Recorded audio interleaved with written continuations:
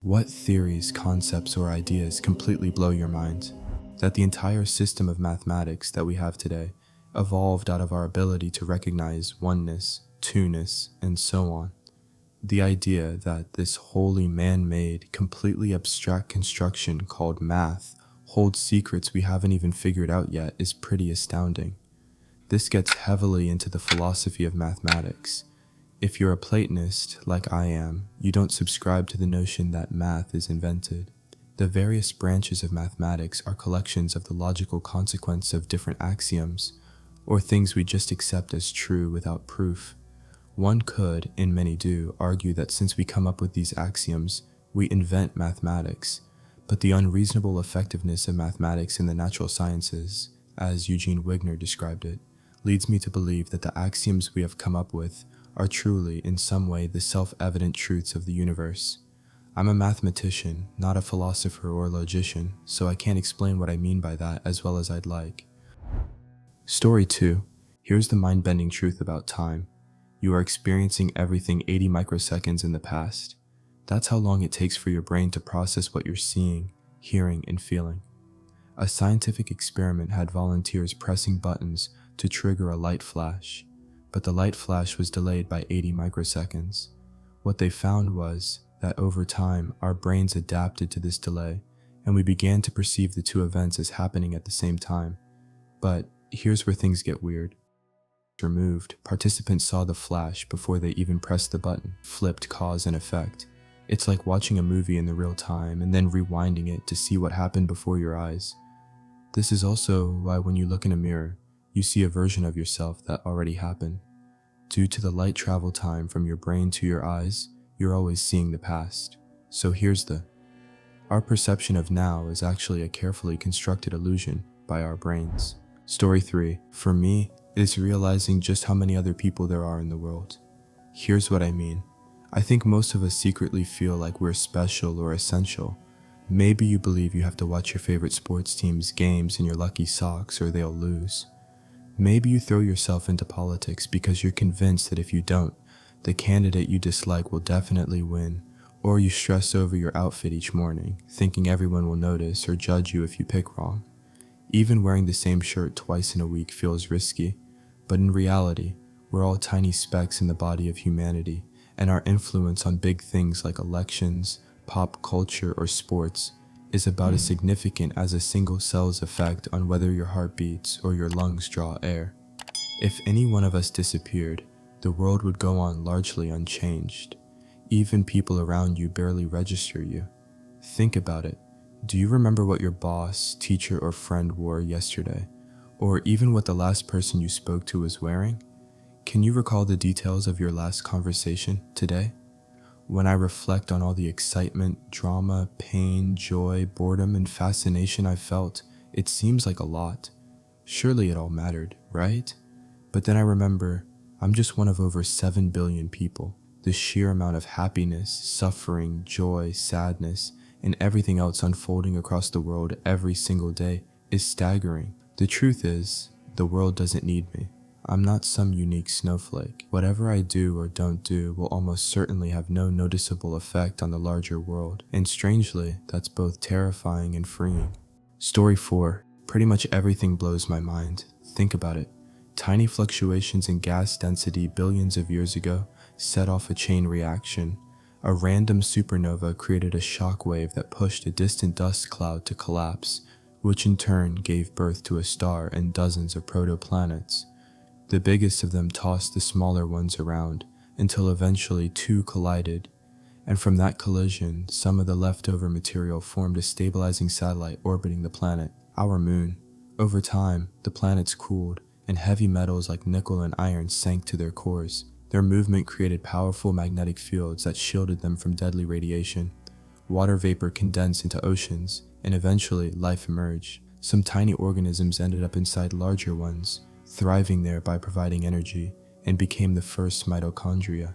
Then cells began working together, filling the oceans with life. After ice ages and mass extinctions, the dinosaurs eventually died out. Their remains sinking to the seafloor, buried beneath layers of sediment, and all of that led to us being here today. Story 5. Here's an image. It's a simple 640 by 480 digital image, seemingly small and limited, yet it holds within it an infinite amount of data. When you think about all the possible pixel combinations, the number is truly mind-bending. But there's more. This image is just one frame in an infinite digital universe. Among the countless outputs, some would be blank screens, others masterpieces like the Mona Lisa, and some horrific distortions. But this doesn't even begin to cover the scope of this digital universe. This is every single event from the beginning of the universe until this very moment, all captured in 640 by 480 resolutions from every possible angle. It's your entire life seen from your perspective, your parents, your friends, your enemies, even strangers. It's every timeline where you were never born, where dinosaurs never went extinct, where Earth was never struck by a protoplanet, where different stars existed. It's all here in this tiny, seemingly insignificant image. All of existence frozen in pixelated detail, waiting to be discovered inside that 640 by 480 space. Story 6. Do you really understand quantum uncertainty? You might think you do, but I bet you don't. First, there's this idea that quantum mechanics says we can't know both where a particle is and where it's going. That's not quite right. It's Heisenberg's uncertainty principle, not Schrödinger's, and it doesn't say anything about where we are in the universe. It just says that if we try to measure the position of an electron, for example, we won't be able to know how fast it's moving. But that's okay, because in quantum mechanics, the position of an electron isn't a real number, it's just a probability field around the atomic nucleus. So we can't measure the position of an electron, but we can measure the probability of finding one. And that gives us a cloud, and that cloud has a very specific shape and size. And that's what this part of the theory is trying to explain. So I think what's really confusing about quantum mechanics is that we can't know what's going on inside of those clouds. And that's what Schrödinger's famous cat thought experiment was trying to get at. Is the cat dead or alive? Well, that depends on whether you want to call it dead or alive. But in reality, we can never know because we can't measure what's going on inside the cloud. Story 7. Here's the mind-bending physics of wormholes and time travel in 60 seconds. You can think of space-time as a bendable fabric that connects all points in the universe. A wormhole is a cosmic shortcut that allows you to travel between two distant points in space-time by folding it in on itself. So you enter a wormhole and come out somewhere else, potentially billions of light years away. But because you're traveling faster than light, you see the stars around you, not as they are, but as they were in the past. And some of those stars might be dead already. That means when you look up in the night sky, you're actually looking through a time machine. Now, if you could travel even faster than light, like to Mars, for example, you would see Earth in its past. You could watch your own journey while already being there. It's a paradox, but it's also the only way to make sense of the physics of wormholes and time travel. So remember, time travel is real. It just doesn't happen the way we think it does. Story 8. I had a profound conversation with a 13-year-old the other day. He was sitting in his room, staring at the floor, and he turned to me and he said, "Do you think that everything that we know is really real, or could we be dreaming?" He then went on to explain that if we're all just made of energy, and the universe is constantly changing, then what is the nature of reality? He then took a deep breath and he said, "I think that when people die, they release DMT. And so when you're dying, your brain is flooded with this chemical that alters your perception of reality." He also said that some people see a bright light when they die, while others see nothing at all. And so he concluded that death is nothing but a dream. I was left speechless by his insights, and I couldn't help but wonder, could this really be true? Is this existence that we're living right now just a dream? And if so, what does that mean for the nature of reality? As we continue to explore these big questions, one thing is clear: death is not what we think it is. It's not a black hole that we fall into, but rather something that happens within us. And what that means is up to each of us to decide. Story 9. You are a miracle.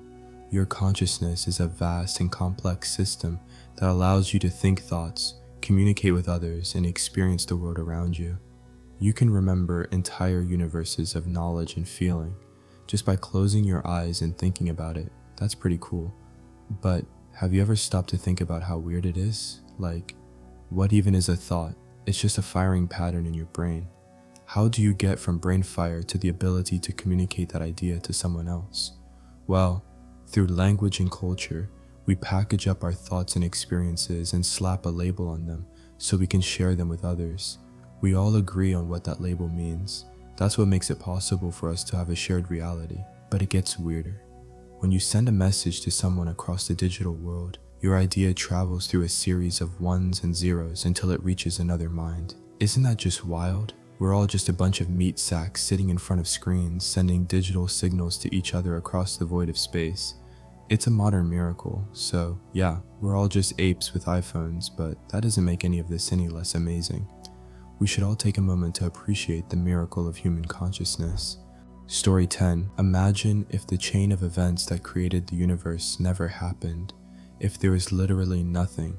No light or darkness, no sound or silence, no matter, no space, not even emptiness. Just absolute non-existence. Now picture standing on some kind of platform, staring out at that nothingness for 5 minutes. When it's over, you're gone too, because you were never really created. Nothing you loved, nothing that ever mattered would have existed. And yet, for those 5 minutes, you were the final trace of something. It's a fate even stranger than death, because in this scenario, life itself never came to be. I've spent countless nights trying to wrap my head around this idea, and it always leaves me stunned. Story 11. Every single person lives in their own reality. Start with the people closest to you, your family, your friends, and notice how their lives intersect with yours. Now zoom out. Think about all the other people they know, the places they go, the routines they follow. Now go even further. Your acquaintances, strangers you'll never meet, billions of other lives playing out all at once. Each person has their own unique reality, full of connections, experiences, and thoughts you'll never touch. It really makes you question how significant you are when you step back and look at the full scale of humanity. Story 12. I was watching an episode of Through the Wormhole about time, and one physicist suggested that there might actually be more than one dimension of time. Think about how we usually imagine time, a straight line moving left to right, from past to future. Now imagine there could also be another direction of time, moving vertically, like bottom to top. We can't really comprehend it, but if it exists, it might help explain some of the strange uncertainties we run into when studying tiny particles like electrons. Story 13. This one's hard to explain, but here goes. I've always cared about animals like turtles, not because they're useful to humans, but simply because they exist. As an atheist, though, I've caught myself asking, why does that matter? The universe doesn't need life. It would keep existing whether we were here or not. If everything alive died tomorrow, the cosmos would roll on unaffected. But then I realized life does exist. Awareness exists. Even if it has no ultimate purpose, it's here for a brief moment. And if there's one thing truly worth worrying about, it's suffering. So I decided, if life is here, then my role is to reduce suffering where I can. That means protecting habitats so animals have food and shelter, picking up trash so marine creatures don't get tangled or poisoned, doing what I can to ease harm. It's a mix of existential thought and Buddhist influence, but it gives me direction. Story 14. What amazes me is how random collections of atoms, carbon, hydrogen, oxygen, nitrogen, phosphorus, sulfur, somehow arrange themselves into living cells. I'm not religious, but it blows my mind that out of all the possible ways atoms could combine, some ended up forming life. And not just life, but intelligence, self-awareness, the ability to feel moods, express emotions, and think. The same carbon atoms in my body could just as easily have become part of a diamond or grown into a tree, but instead they're part of me, a conscious being. I sit in chemistry class, understanding how atoms bond and energy transfers, but none of that fully explains why this particular group of molecules decided to replicate, consume fuel, and eventually grow into creatures capable of asking these questions. Story 15. The idea that the distance between 2 points is, in a sense, infinite really gets me. If you keep halving the distance between point A and point B, you'll never actually arrive at B. Even after eternity, you'll always have some fraction of space left to cover. Now imagine using that as a form of torture. A prisoner is told they'll be free once they reach point B. At first, they move quickly. If the distance is 10 miles, the first step covers 5, but soon they're stuck covering smaller and smaller halves. 1 mile, half a mile, a foot, an inch, half an inch. Even when they're a hair's width away, they can never quite reach freedom. It's hopeless. Story 16. I was sitting in class one day when this thought hit me. What if we're the only life in the entire universe? People often say, the universe is too big, there must be others out there. But maybe that's just our way of dodging the responsibility of being the only ones. If Earth truly is the only planet with life, then maybe it's our destiny to spread it, to take life across the stars until we've created something out of science fiction, like Star Wars or Hitchhiker's Guide to the Galaxy. But the flip side is terrifying. We could blow ourselves up tomorrow, and the universe wouldn't blink. It would just sit there, silent and indifferent, whether life exists or not. Story 17. What really unsettles me is knowing that everything about me, my thoughts, feelings, personality, even my sense of self, is just the result of neurons firing and chemicals interacting in my brain. That's it. Change the balance of those chemicals or alter the reactions, and you'd change me. The scary part is, I wouldn't even realize I changed, because to me, I'd still feel like myself. It makes me wonder, could someone manipulate people this way without them ever knowing? Chemical warfare on an entirely different level, not just harming the body, but reshaping who a person actually is. Story 18. One theory that really blows my mind is the holographic principle. It builds on string theory, which says that when you go smaller than atoms, everything is made up of tiny vibrating strings. And all the things we see, hear, and touch are just the effects of those vibrations. The holographic theory takes it a step further. What if everything we experience as three-dimensional reality is actually just a projection of information from a two-dimensional surface of those strings? In other words, the entire universe might just be a cosmic hologram. Story 19. Someone once asked me to explain how the Big Bang might have happened, where all that matter actually came from. I came up with a sort of tongue-in-cheek idea, not to be taken too seriously. Think about cause and effect. Something had to cause the universe to exist. My answer is that it came from somewhere else. Imagine matter and antimatter, and how they annihilate each other. Now picture a particle with no length, width, or height, essentially zero-dimensional, but somehow containing unimaginable mass. By our normal standards, it shouldn't exist at all, and yet it does. In its original environment, this particle was stable, but then some catastrophic event forced it into a different environment where it couldn't remain stable anymore. The result? Like matter and antimatter colliding, it exploded outward, and that became the universe. If that can happen once, it could happen infinitely many times, spawning countless universes. That's where the whole idea of the multiverse comes from. Story 20. Molecules form from raw elements. Those molecules combine into organelles, which then make up cells. Cells group into tissues, tissues into organs, organs into systems, and eventually into whole organisms.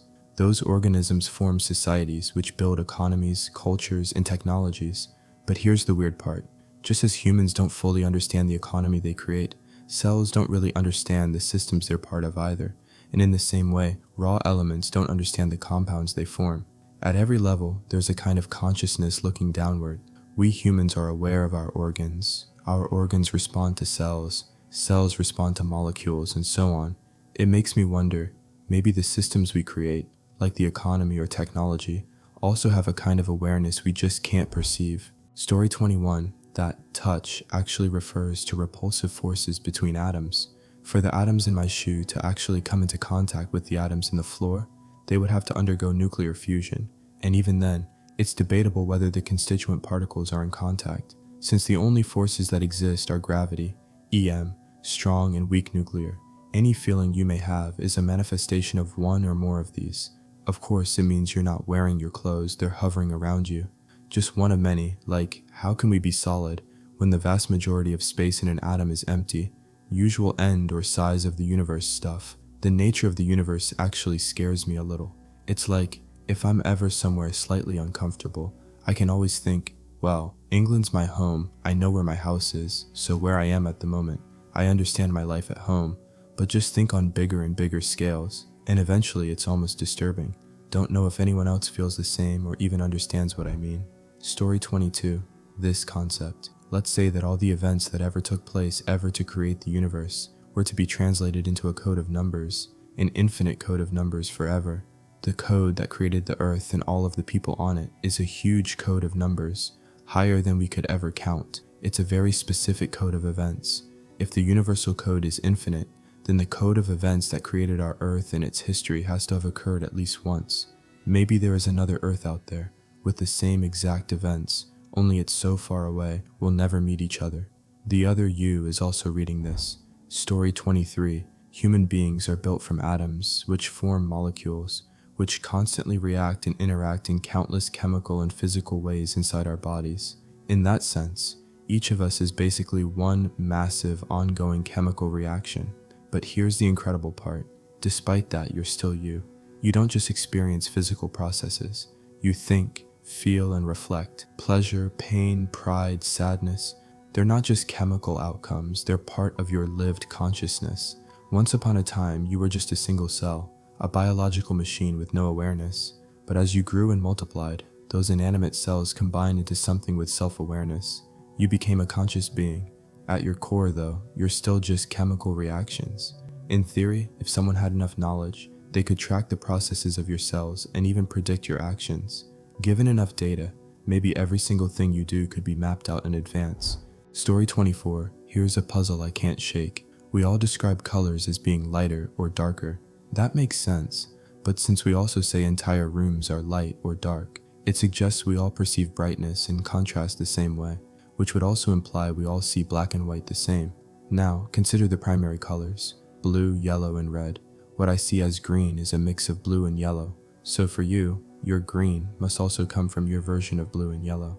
And since yellow is seen as a light color and blue as dark, their combination has to make sense logically. You can't combine two light colors and get a dark one, or two dark ones and get a light. So even if we perceive hues differently, the logic of light and dark ties our color experiences together. Story 25. Think about how we learn colors as kids. In preschool, a teacher points to a swatch and says, "This is blue." From then on, we all agree to call that color blue. But what if the way you actually see that color is closer to how I see red or orange? We'd never know because we learned the same label for it. The first time I thought about this was in 2nd or 3rd grade. My teacher wore a shirt that looked purple to me, but another student said it was blue. The class was split. Half saw blue, half saw purple. That's when it hit me. How can we really know we all see colors the same way? I later read about a tribe in South Africa that only has 4 or 5 color names, and each name covers a wide range of hues. For example, one word meant white, light blue, lime green, and orange. Another word covered dark green, royal blue, and turquoise. When shown a color wheel, the tribespeople could always pick out the odd shade, even when the differences were invisible to Western eyes. That blew my mind. Story 26. Quantum numbers are another thing that just boggles me. In normal physics, take something like a baseball. You can hold it at any height you want, giving it an infinite range of possible potential energies. But with electrons, it doesn't work that way. They can only exist at specific energy levels, like steps on a staircase. They can jump between steps, but they can never exist in between. When a photon with just the right amount of energy hits an electron, the electron jumps to a higher level. When it falls back down, it emits another photon, which could have a completely different wavelength. This stuff happens constantly, all around us, on a scale that's almost impossible to believe. This crap happens on a level I cannot even believe. Story 27. The concept of discourse theory never fails to amaze me. It's incredibly abstract, but generally covers the idea that we build structures through language, and through these structures learn how to identify the world around us, and thus ourselves. Therefore, one could say that discourse is a linguistic tool that helps us find signifiers in language to promote understanding. Like if one talks about the field of medicine, there is a general shared acceptance of what this field might include linguistically. This is a very simple explanation, which to no extent covers the power discourse holds on us. I'm still learning how to grasp this very abstract, but incredibly satisfying concept.